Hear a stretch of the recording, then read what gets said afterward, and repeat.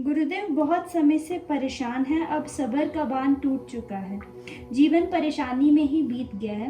कोई ऐसा उपाय बताएं जिससे सब कुछ एक ही वर्ष में ठीक हो जाए। अब 3.5 साल का एक बच्चा है, 3.5 साल का एक बच्चा है, उसे यूकेजी की कक्षा में आप दाखिल कराने गए हैं। आपके पास पेशेंस नहीं है, या आपकी कोई विवशताएं हैं, या कोई व्यस्तता है, या कोई मजबूरी है, या कोई ग्रीड है, या कोई आवश्यकता है, या कोई संकट है कि संघर्ष है कि आपकी ज़रूरतें हैं, कि आपकी अपेक्षाएं हैं, कि आकांक्षाएं हैं, कि आप अभिप्सा में डूबे हैं।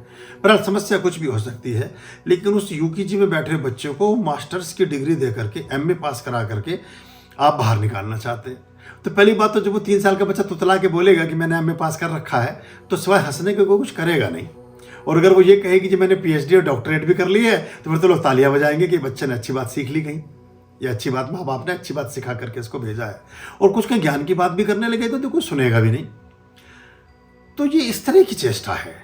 समय एक लगता है, हाँ कुछ भाग्यवान लोग हैं, या जिनके प्रारब्ध अच्छे हैं, जिनकी पहले आत्माएं श्रेष्ठ रही हैं, जिनके माता पिता या बाकी जन अच्छे कार्य करते रहे हैं, उनको बहुत शीघ्रता से फल मिल जाता है। लेकिन कोई आदमी बिल्कुल भी अगर सुप्त है, उसके किसी प्रकार की जागृति नहीं भी रही है कभी, तब भी वो वर्ष पर्यंत हमारे यहाँ लाभ प्राप्त कर ही लेता है। 364वें दिन तक उसका परिणाम उसको प्राप्त हो ही जाता है प्राय। ऐसा बहुतायत में हम अपने यहाँ देखते हैं। तो इसमें कोई ऐसी शीघ्र, अब ये आपके साथ रहा होगा कि जी एक ही वर्ष है कि कितना वर्ष है, उसी में आप सब कुछ करना चाहते हैं, तो अब आप सब कुछ अब इसको बड़ा समझना पड़ेगा हमें एक्चुअली। और ये जब तक ये बोध नहीं होगा तो हमें प्राप्ति भी नहीं होगी। मैंने कल भी कहा था कि फर्स्ट डिजर्व दैट डिजायर, पहले पात्रता को विकसित करना चाहिए, फिर इच्छाओं को जगाना चाहिए। क्योंकि इच्छा भी आप तभी देखिए, आप कोई वजन के क्वेश्चन आप सोचते हैं 100 किलो आलू की बोरी मुझे प्राप्त हो जाए। जो 100 किलो आलू की बोरी उठा सकता है, वो 100 किलो अनाज को खरीद नहीं सकता।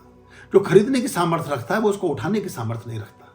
और जो उठाने और खरीदने की सामर्थ्य रखता है, वो खाने की सामर्थ्य नहीं रखता।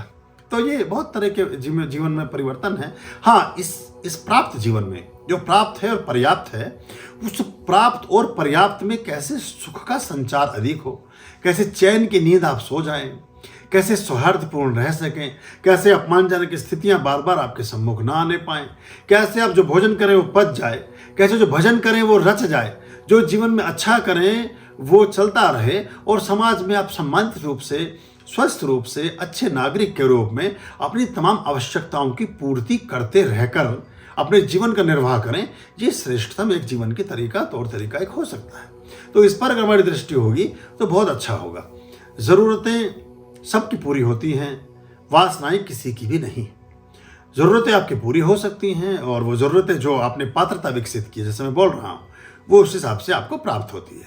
इच्छाओं में भी ज़्यादातर इच्छाएं देखा देखी होती हैं। किसी और के पास कोई चीज़ है, मेरे पास भी जरूरी नहीं है वो आपको सूट करेगी कि नहीं। तो ये एक आदमी ने 5 किलोवाट का कनेक्शन लिया हुआ है, आप सोचते मैं भी ले लूँ, आपके सिर्फ 1 0 वाट के बल्ब की ज़रूरत है, उतना भी पर्याप्त है। काहे को बिजली का बिल ज़्यादा बढ़ाना है, काहे को उसको इतना बड़ा वजन आपने अपने ऊपर रखना है। तो ऐसा अगर समझेंगे तो अच्छा होगा। आर्याम अभयाम भज रे चित संततम आर्याम